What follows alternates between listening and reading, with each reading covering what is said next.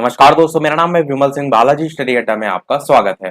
DElEd third semester के लिए आपका जो विज्ञान विषय का कल यानी कि 30 अप्रैल 2022 को पेपर है, उसका मॉडल पेपर आज हम देखेंगे। इससे पहले हम साइंस का एक विषय में पूरा कोर्स ऑलरेडी करा चुके हैं। यदि नहीं देखा हो, साइड में आई बटन में वो महा मैराथन वाली क्लास मिल जाएगी। पेपर से पहले उसको अवश्य देख लीजिएगा, उसके बाहर से कोई क्वेश्चन नहीं आएगा। यदि आपको देखना है कि पिछले जो पेपर हुए हैं 2020 में, 2021 में, वहां से भी अगर आप उठा करके देखेंगे तो सारी चीजें आपको उस महा मैराथन क्लास में देखने को मिल जाएंगी। तो चलिए स्टार्ट करते हैं। पेपर आपका जो है विज्ञान का 30/4/2022 यानी कल आपका 10 से 11 बजे वाली टाइमिंग में है। तो चलिए स्टार्ट करते हैं। लास्ट में एक क्वेश्चन हम आपसे एक्स्ट्रा पूछेंगे, जैसे कि सभी वीडियो में हम आपसे एक ना एक प्रश्न पूछते हैं, और इस जो मॉडल पेपर है इसमें हम प्रश्न के साथ उसका सॉल्यूशन भी बताते चलेंगे। और सबसे लास्ट में आप सभी लोगों को कमेंट में ये जरूर बताना है कि आप टोटल जितने भी मॉडल पेपर में प्रश्न यहाँ कराए गए उसमें कितने जो है वो सही कर पाए, यानी कि अपना जो एक्चुअल स्कोर है वो जो है वो अवश्य बताइएगा। तो चलिए स्टार्ट करते हैं। तो बहुविकल्पीय उत्तरीय प्रश्न का पहला हमारा क्वेश्चन है कि निम्न में से कौन सा असंतृप्त हाइड्रोकार्बन है। असंतृप्त हाइड्रोकार्बन हमने आपको बताया था एल्कीन और एल्काइन होते हैं, जबकि जो संतृप्त हाइड्रोकार्बन होता है वो एल्केन होता है। तो एल्केन वाले हमारे यहाँ पर एथेन, मेथेन और ब्यूटेन तीनों ही हैं, और हमारे यहाँ पर क्या पूछ रहा है, असंतृप्त यानी कि एल्कीन या एल्काइन, और एल्कीन और एल्काइन से रिलेटेड हमारा जो है वो एथिलीन है, यानी कि यही जो है हमारा उत्तर सही हो जाएगा। चलिए बात करते हैं अगले के प्रश्न की। अगला क्वेश्चन नंबर 2 है हमारा कि विशिष्ट ऊष्मा का मात्रक है। मैंने आपको बताया था कि विशिष्ट ऊष्मा और जो गुप्त ऊष्मा है दोनों की डेफिनेशन, दोनों के मात्रक जरूर याद कर लीजिएगा। इसका मात्रक क्या होता है, मात्रक होता है ऑप्शन नंबर सा, जूल प्रति किलोग्राम डिग्री सेल्सियस। बात करते हैं अगले प्रश्न की। अगला प्रश्न 3 है हमारा कि निम्नलिखित में से जो मैंग्रोव वनस्पति है उसका उदाहरण क्या है। तो सबसे पहले जानते हैं ये मैंग्रोव जो वनस्पति आप देख रहे हैं ये आखिर होता क्या है। तो मैंग्रोव वनस्पतियां जो है वो लवणोद्भिद लक्षणों को जो है वो प्रदर्शित करती हैं। ये खनिज लवणों के अधिकता वाले स्थानों पर उगते हैं, और ये जो वनस्पतियां होती हैं ये दलदल तथा समुद्र के किनारे जो है वो अधिकांश मात्रा में जो है वो पाई जाती हैं। तो सिंपल सी भाषा में अगर आपसे कोई पूछ ले मैंग्रोव वनस्पतियां क्या हैं, तो आपको जो है पता होना चाहिए कि दलदल तथा समुद्र के किनारे जो वनस्पतियां उगती हैं उसमें से ही जो है वो मैंग्रोव वनस्पतियां होती हैं, जो कि लवणोद्भिद लक्षणों को जो है वो प्रदर्शित करती हैं। और ये जो वनस्पतियां होती हैं इनके जो तने होते हैं वो मोटे तथा सरस होते हैं, और इनमें जो गैसों का आदान प्रदान होता है उसके लिए श्वसन मूल भी जो है वो पाए जाते हैं। हमारा प्रश्न पूछ रहा था कि मैंग्रोव वनस्पति का उदाहरण कौन सा है, तो ये जो है वो राइजोफोरा है।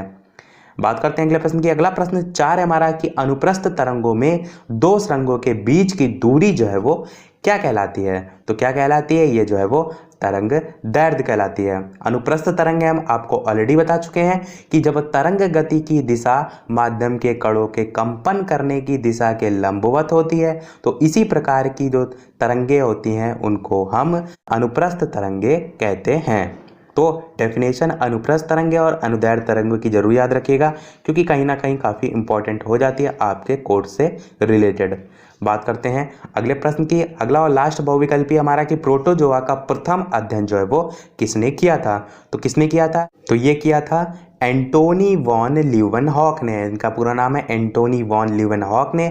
इनके बारे में आप 2 क्वेश्चन और याद रख लीजिए। जीवाणु के खोजकर्ता भी यही थे, और जीवाणु विज्ञान के पिता जो हैं वो भी जो है वो यही कहे जाते हैं। तो ल्यूवेनहॉक जो है इनका नाम याद रखिएगा। चलिए अब बढ़ते हैं अब अति लघु उत्तरीय प्रश्न की तरफ। अति लघु का क्वेश्चन नंबर 6 है हमारा कि जरयुजता जो है वो क्या होता है। तो जरयुजता काफ़ी लोगों को टफ लग रहा होगा। ये भी एक प्रकार की जो है वो वनस्पति होती है। तो जो जरायुजता है ये लवणोद्भिद पौधों की विशेषता होती है, जैसे कि हमने अभी मैंग्रोव वनस्पतियों में ऊपर जाना था, उसी प्रकार ये भी जो है वो लवणोद्भिद पौधों की विशेषता होती है। इनमें जो है वो पित्रस्थ अंकुरण होता है। अब पित्रस्थ अंकुरण से रिलेटेड एक यूपी टेट में क्वेश्चन आया था, वो हम आपको बता देते हैं कि पित्रस्थ अंकुरण जो है वो विशेषता है किसकी है। आपको ऑप्शन में मिला था वहां पर जलीय पौधों की, मरुस्थलीय पौधों की, मैंग्रोव पौधों की या झाड़ियों की। तो ये जो पित्रस्थ अंकुरण है ये मैंग्रोव जो पौधे होते हैं उनकी विशेषता होती है, जो कि अभी हमने आपको जो है वो बहुविकल्पी में बताया भी मैंग्रोव वनस्पति, इसी की जो है ये विशेषता होती है। तो आगे बात करें तो इनमें पितरस्थ अंकुरण होता है और इनके जो बीज होते हैं वो पैतृक पौधे पर ही जो है वो अंकुरित हो जाते हैं। बीजों का पैतृक पौधों पर ही अंकुरित होना जो है वो जरायुजता कहलाता है। एक बार फिर से हम रिपीट कर रहे हैं, बीजों का पैतृक पौधों पर ही अंकुरित होना जरायुजता कहलाता है। चलिए बात करते हैं अगले प्रश्न की। अगला क्वेश्चन नंबर 7 है हमारा कि अणु जीवों के कितने वर्ग हैं। तो इंपॉर्टेंट साइंस के हमने 200 जो वन लाइनर क्वेश्चन बात की थी उसमें हमने ये बताया था कि अणु जीवों के जो है टोटल 4 वर्ग होते हैं।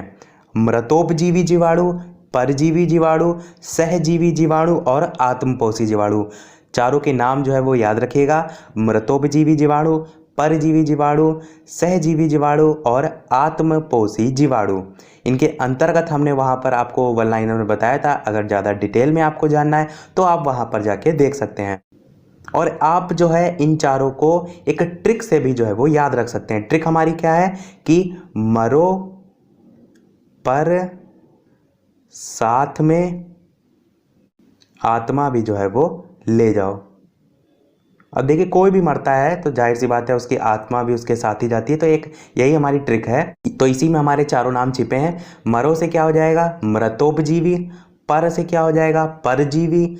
साथ से क्या हो जाएगा, साथ को हम सह भी कहते हैं, तो साथ का जो सह है उससे हो जाएगा सहजीवी। और आत्मा भी ले जाओ मतलब आत्मपोषी जीवाणु। तो ये आप एक लाइन से जो है वो याद कर सकते हैं कि मरो पर साथ में आत्मा भी ले जाओ। मृतोपजीवी जीवाणु, परजीवी जीवाणु, सहजीवी जीवाणु और आत्मपोषी जीवाणु। और इसके अलावा दोस्तों अगर हमारा प्रयास आपको थोड़ा सा भी पसंद आए तो प्लीज़ इस वीडियो को लाइक जरूर कर दीजिएगा। बात करते हैं अगले प्रश्न की। अगला प्रश्न 8 है हमारा कि सजीव तथा निर्जीव के बीच की कड़ी क्या है। ये जो है वो विषाणु होती है, सजीव तथा निर्जीव के बीच की कड़ी। अगला प्रश्न 9 है हमारा कि सुगर चारकोल का उपयोग लिखिए। अब अति लघु में पूछा जा रहा है तो आप जो है वो इसको 2 पॉइंट वाइज भी लिख सकते हैं या रिएक्शन वाइज भी लिख सकते हैं। तो सुगर चारकोल का जो मुख्य रूप से उपयोग होता है वो अपचायक के रूप में प्रयोग होता है, अपचायक के रूप में। और ये धातु ऑक्साइड को धातु के रूप में जो है वो अपचयित कर देता है। ये हमारा जो है वो इसका दूसरा उपयोग हो जाएगा। तो अति लघु में 2 जो है आपके उपयोग काफ़ी होंगे। पहला हमारा है सुगर चारकोल का मुख्य रूप से अपचायक के रूप में प्रयोग कर देता है, और दूसरा हो जाएगा ये धातु ऑक्साइड को धातु के रूप में अपचयित कर देता है। अगला प्रश्न 10 है हमारा कि वास्तविक तथा आभासी जो प्रतिबिंब है उसमें अंतर बताइए। तो इन सभी के बारे में हम आपको ऑलरेडी बता चुके हैं सेपरेट वीडियोस में कि इनसे रिलेटेड सारे टर्म क्या होते हैं। तो इसके अंतर की बात करें तो वास्तविक प्रतिबिंब में क्या होता है, जब कोई बिंदु वस्तु से चलने वाली जो किरणें होती हैं, जब कोई बिंदु वस्तु से चलने वाली किरणें परावर्तन के पश्चात किसी बिंदु पर वास्तव में मिलती हैं तो वह बिंदु उस बिंदु वस्तु का वास्तविक प्रतिबिंब कहलाता है। जबकि जो आभासी प्रतिबिंब है उसकी बात करें तो जब किसी बिंदु वस्तु से चलने वाली किरणें परावर्तन के पश्चात किसी दूसरे बिंदु से आती हुई प्रतीत होती हैं तो वो जो है वो वस्तु का आभासी प्रतिबिंब कहलाता है। तो यहाँ से आपको जो है वो दोनों की डेफिनेशन भी जो है वो साथ में पता चल गई। तो एक बार हम आपको फिर से रिपीट कर देते हैं। देखिए आपको केवल इसमें 2 ही मेन चीज़ याद रखनी है। एक ये कि बिंदु पर वास्तव में मिलती है, और दूसरे आभासी में आपको याद रखना है कि मिलती हुई प्रतीत होती है। देखिए एक बार रिपीट करते हैं कि जब किसी बिंदु वस्तु से चलने वाली किरणें परावर्तन के पश्चात जो है किसी बिंदु पर वापस जो है वो मिलती हैं तो वह बिंदु उस बिंदु वस्तु का वास्तविक प्रतिबिंब कहलाता है। और इसी प्रकार आभासी प्रतिबिंब की बात करें तो जब किसी बिंदु वस्तु से चलने वाली किरणें परावर्तन के पश्चात किसी दूसरे बिंदु से आती हुई प्रतीत होती हैं तो वह बिंदु उस बिंदु वस्तु का आभासी प्रतिबिंब कहलाता है। ये तो हमारा हो गया एक अंतर। 2 अंतर हम अति लघु में पूछा है तो दूसरा अंतर हम लिख सकते हैं कि जो वास्तविक प्रतिबिंब होता है इस प्रतिबिंब को पर्दे पर लिया जा सकता है, जबकि जो आभासी प्रतिबिंब है इस प्रतिबिंब को पर्दे पर नहीं लिया जा सकता। बात करते हैं अगले और लास्ट अति लघु 11 नंबर क्वेश्चन की कि पेनिसिलिन की खोज जो है वो किस वैज्ञानिक ने की थी। ये क्वेश्चन जो है हमारा जो सबसे फर्स्ट चैप्टर है बीटीसी डीएलएड थर्ड सेमेस्टर का, जिसमें वैज्ञानिक और उनकी जो खोज है बहुत से उसमें दे रखे हैं, उसको जरूर याद कर लीजिएगा, वहीं से जो है ये पूछा गया है। पेनिसिलिन की जो खोज है वो अलेक्जेंडर फ्लेमिंग ने की थी। नाम याद रखिएगा, अलेक्जेंडर फ्लेमिंग ने पेनिसिलिन की खोज जो है वो की थी। इसके अलावा रोगों से रक्षा हेतु वैक्सीन का निर्माण से रिलेटेड भी काफी बार क्वेश्चन पूछा जाता है, तो उसका जो आविष्कार है, उसके जो खोजकर्ता थे वो एडवर्ड जेनर थे, तो उनका भी नाम साथ में याद रखिएगा। तो सभी प्रश्न हमने देख लिए, टोटल 11 प्रश्न हमने यहाँ पर देखे हैं। इन 11 प्रश्न में से आपके कितने सही रहे कमेंट में अपना स्कोर अवश्य जो है वो बताइएगा। अब एक प्रश्न आपके लिए भी हम पूछते हैं जैसे कि सभी वीडियो में, और उस प्रश्न को देखने से पहले चैनल पर नए हो तो सब्सक्राइब करके अवश्य जुड़ जाइएगा, और वीडियो पसंद आए तो लाइक शेयर और सब्सक्राइब जरूर जो है वो करते रहिएगा।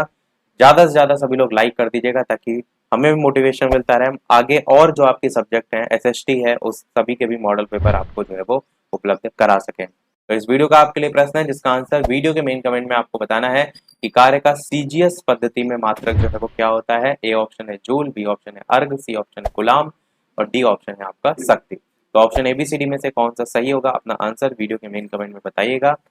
और मैं फिर से लास्ट में कह रहा हूँ कि जो महा मैराथन क्लास हमने एक कराई है उसको अवश्य देख लीजिएगा, और अगर आपको प्रीवियस ईयर देखने हैं तो हम टेलीग्राम चैनल पर जो है आपको लिंक भेज देंगे, वहां से आप प्रीवियस ईयर जो है वो देख सकते हैं, लेटेस्ट वाले भी देख सकते हैं, पहले वाले भी देख सकते हैं, जो भी आप देखना चाहें। फास्ट में इतना ही रखते हैं, मिलते हैं फिर अगले वीडियो में कुछ नए प्रश्नों के साथ, नए टॉपिक के साथ। तब तक के लिए नमस्कार।